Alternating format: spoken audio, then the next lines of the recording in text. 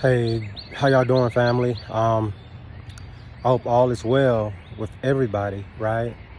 I come to speak to someone out there that may be feeling stuck. You know, your faith may be being tested, right? Don't mind me, my mouth's still a little swole, but I want you to know you gotta keep going. And I know it's easier said than done, but you're looking at somebody that has tried and walked that narrow path, most of his life. Most of my life I tried to create something out of nothing. And what gave me that ambition was never giving up on God, never giving up on Christ Jesus, right? Like never giving up. It's hard to explain what I'm saying, but I'm gonna try my best to. When you love yourself to a point where you are not willing to settle for less, you're not willing to just trade your time in for money, you're not willing to take the breadcrumbs, because God touched your heart in a way that He show you different visions and pull you in different directions that it's not for yourself. So you become not selfish, you become selfless. And what I mean by that is you start to kind of lean more towards the things that can help not just you, but your neighbor. You start to love yourself to a point that you know what love is, so you start to pour out the love over others. And on my journey, to this point, as I've been going through these different ventures and trying different things, I've heard a lot of people, because at the time I've been trying to do something that I really wasn't strong enough to do, but I was willing to try it anyway. I had that faith of a mustard seed, right? And I did what I knew at that time, so I did the best that I could. But one thing I didn't do was settle. And I know I remember going on, different jobs and things like that. And I would tell people, like, I ain't gonna be here long. I ain't gonna be here long. I just come here to deliver a message and let you know that, hey, you can do it. What do you love to do? Whatever you love to do is what you need to be doing. And you need to trust God. And they would always look at me like I'm crazy, you know what I'm saying? And I ain't never been the type to have a lot. The devil gave me a lot of different things that I couldn't hold. They slipped through my fingers, And God always brought me back to that center place, to that Garden of Eden, in His presence, to say, hey, look, what you doing? You're here to do something different, so why are you trying to fit in? You don't fit in. But when you walk with God, it can tend to get lonely until you understand God's language, right? And then after a while, you start to embrace that peacefulness. You start to embrace the silence. You start to love thyself, love Jesus Christ, right? You start to, things start to change for you, You start to see the world in a different perspective. It's no longer a fear, like with me. Just a portion of my journey. Like I had a clothing store called She Lion Boutique that me and my wife had put together, and I always wanted something that I could give something. I could do something, offer a service. So as I started to see, God was putting me in these different situations, but only reason I was able to experience these situations was because I was willing to jump. I was willing to do things that the average wasn't willing to do. See, the average would want to just get a job, struggle to pay your bills, buy these name branded things that don't bring you no value, don't feed your soul at all, so it don't really bring you peace. So the flesh starts to want more and more, and it starts to consume more and more of that. And now you get in a cycle of dis-ease. You get in a cycle of like that hell, right? And I saw that God was trying to take me to heaven. He was trying to give me a breakthrough, and I still couldn't quite get it. So I would still keep seeking, though, you know? That was the thing, the difference about me, though. I always kept seeking. I didn't never stop seeking. And still yet to this day, I'm still seeking. And it's like, when people say, I walk through the fire for you, would you really do that, though? Would you really be willing to walk the path that Christ Jesus walked without falling? You know, I started my last service I started up was Create the Inner Flow, and it's online service where, you know, you can book me. I can set up a meeting with you on Zoom or on a phone call. You know, and I'm here to tell my journey and to help others that may feel stuck, may feel like everybody has turned their back on them. They don't seem like they got the strength to keep going.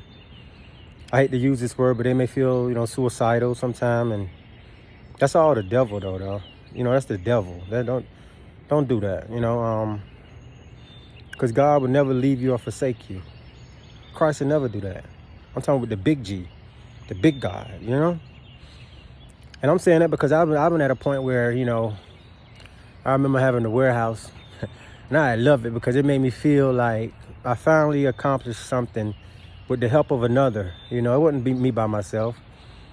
It was the help of somebody that brought me in. Then I brought my wife in because I've been like, man, when I see you, I see me. And it's crazy because it was like a flip-flop thing, right? It was almost like a kid and play thing with me and her, Batman and Robin, you know. That's why I would never wish bad on her at all. You know, none of that, you know, nothing but the best. Having the warehouse, it started to teach me. God started to hold my hand and show me different things in a way that I started to attract wolves in sheep clothing. But what they didn't know was I'm a wolf too, but I'm a real wolf, right? Meaning I'm equipped with the armor of God, and I have the power of discernment, and it's all praise go to the Most High God, right? And God was just showing me these different people and how things are not what they seem to be a lot of times. You know, a lot of times you could be further than what you think you're at spiritually, mentally, consciously, meaning being more closer to Him so that you have more access to awareness. So I had a lot of people started to surround me, you know, kind of like how it happened to me within like a couple weeks ago at a job I was at. I started feeling like I was I started feeling like Daniel, like I was in the den surrounded by lions, right? But I didn't fear, though, you know. At the end of the day, I stood up, and I stood up for people that didn't have a voice to speak for themselves. I started to observe, with the help of Christ, on how people would just use people and love things,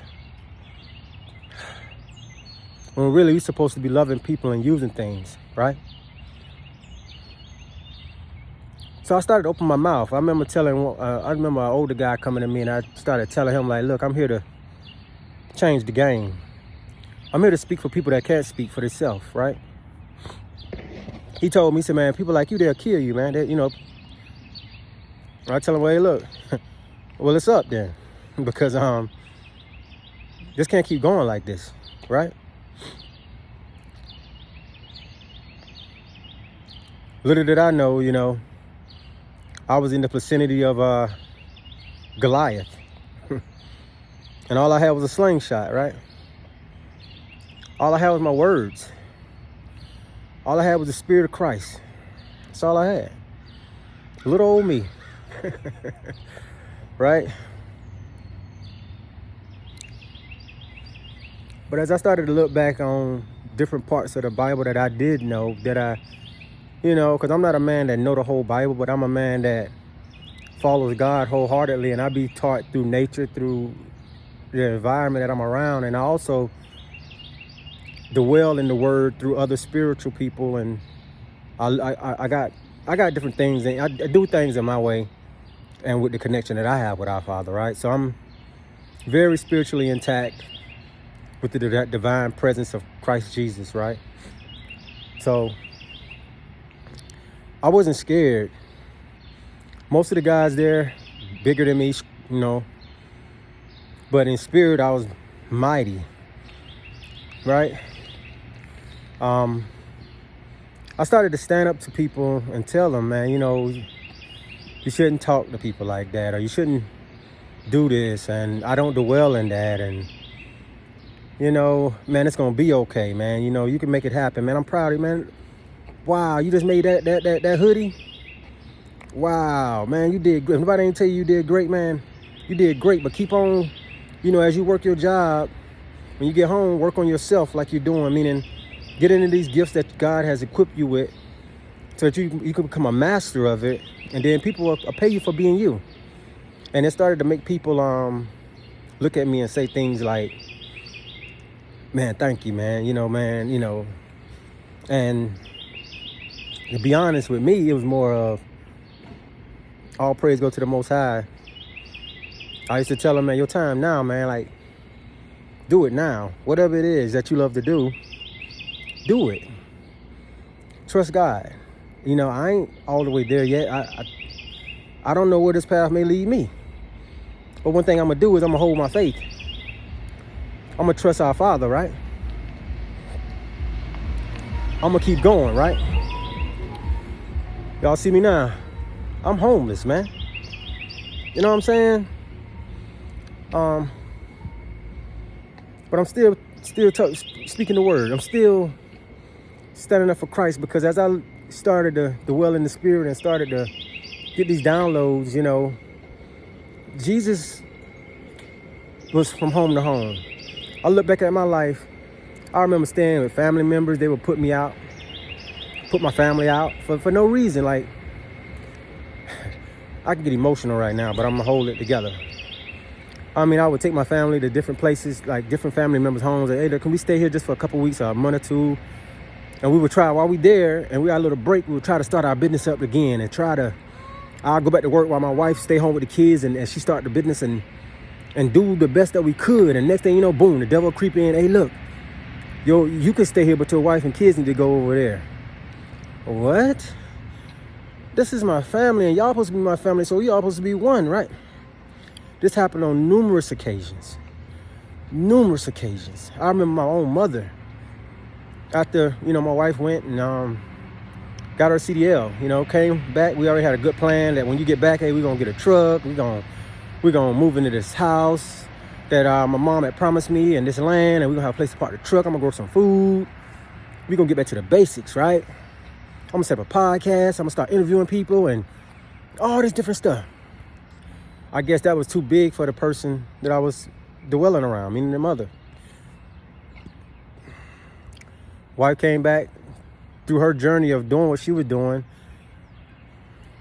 It was a lot of unbalanced stuff going on where she was at and where I was at, She came back. My mom told me straight up, hey, look, y'all got to go. I got kids now. I'm looking at my little man, Junior, like, man, you shouldn't even be going through this right here, man. But Daddy got y'all. Let's go on back to where we come from. Let's go to get another room again. We'll figure it out. We'll do some Instacarting every day. I remember doing Instacart every day just to make $100. Sometimes I came up short and had to borrow money from people. Just to have a place to stay, to make sure our kids was good. Because we had already got our kids taken from us one time by walking on faith, right? But at that time, I still was doing things like smoking weed. Even though I was still dwelling with God and I was still speaking his word, I still was holding on to different things that was of the world. I had to let those things go. And then I ended up doubling. But once we got the kids back, I doubled back again. But I knew it was something wrong with that. Something wasn't right. Somebody had a curse on me. It was something that was going on. It was like it was a spiritual battle more than anything, right? But God reached down and lifted me back up again, after again.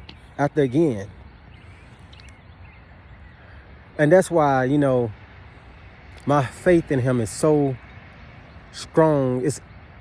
I can't even describe it, right? Because I supposed to have been dead and gone today, y'all. Some of the stuff that I faced in my life, most people would be in a nut house right now. Most people would be dead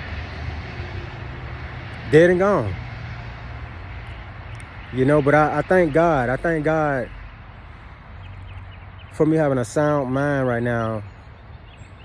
Although my body ached, my body sore, my body that went through hell and back. As long as my heart is pumping, I'm going to keep speaking. I'm going to keep, I'm not here to just, try to teach you or lecture you. I'm here to love you and love you by speaking my journey. And if you ask me a question, then I'll give you the best answer that comes to my heart that I've experienced, not a he say, she say. Not oh man, you wrong. You shouldn't do it like this. You should do it like that. None of that. I'm not going to break free will. I done did that before. Forcing things on people that's not ready. So now it's more of, you can lead a horse to the water. You can't make them drink it. It's like that now. So I got this platform set up. I set up this lighthouse through the grace of God. I had nobody book it yet, and that's fine. Everything is divine timing. But I'm doing what I gotta do to make sure that I help people start to cast their net, not on the right side but on the left side. Start to be able to see the best in people. Not you look at a person and then the first thing you do is start to judge them and tear them down mentally first. And then that mental urge gets so strong to a point you start to spill it out and start to talk to people about the people. It shouldn't be like that, right? So I say that to say this, man. We are all one, trying to make it, trying to kind of like Humpty Dumpty, right? We're trying to put it all back together again. We're trying to put it all back together again, and it can be tough. It can be tough. If it was easy, everybody would do it, right? Jesus wouldn't know what these pictures show. Some beautiful man or some beautiful woman or somebody that had a lot of flashy stuff or a lot of jewelry or fancy cars or things of that nature. Jesus, they didn't even notice him. You know what I'm saying? So what make you think, he would be like that now? Meaning a real flashy person, a person that's driving a Benz and Maybach and all, and God could change the game up now. He could give whatever he want to do. God is all things, but I'm just speaking on the back then. I'm speaking on Genesis. He had nothing. He didn't even have family. He had to go out to the wilderness and just be him and just do him. And to be him and do him was to share the wisdom of the Most High, right? So, I say that to say this. Allow your heart to guide you today. No matter how scary it may look. If you know you're not comfortable where you're at, and you're always fighting yourself to do certain things just for money, you know? Even if you can't jump all the way right now, just start on trying to do what makes you happy part-time. And whatever it may be, you know, you already love it. So all you can do is fall deeper in love with it as you do it. And then you'll start to gravitate things to it because you're loving it. And like attracts like, right? Like attracts like. Whatever you focus on grows, okay?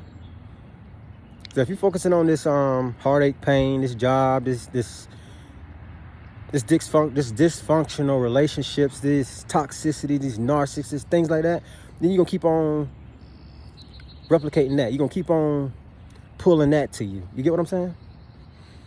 But if you start to focus on what you love, see, oil and water don't mix. Love and hate don't mix. You gotta split the sea, right? And as you split the sea, you got a choice to make. You can choose love. You can choose light, or you can choose darkness, right? And as you choose these things, you choose it with your heart. You choose it with your actions. You choose it with your words, okay? That's why I like to say, you know, create the inner flow. The inner flow. Because until you can heal yourself, you can't heal nobody else. You can't help nobody else until you help yourself. You can't love nobody else until you love yourself. It just don't work that way, okay? So I've hold y'all for about, 22 minutes. Hopefully this message helps somebody today somewhere, you know. I'm just a vessel, y'all, you know. All praise go to the Most High, Jesus Christ, right? So let this message help you today. Share this message, you know. Subscribe to this page. I'll greatly appreciate it. I see a lot of people started to follow, you know, in the last week or two, 3 weeks. And I'm thankful for that. You know, thank y'all for picking up on this message, because the time is now. You know, I'm no better than you. You're no better than me. We are all here trying to balance out everything, get in alignment, right? With the Most High, so that we can step into our gifts, our purposes, things of that nature, right? As you start to balance your inside, you start to heal your heart start to melt. You start to pull that callus off, right? You will then start to embrace this peace, right? You will then start to hear, see, okay? But other than that, hey, it's Wolf. Y'all know me. I never go with the flow. I always create the flow. And my goal here is to help others do the same. You got me? But until next time, family, one love.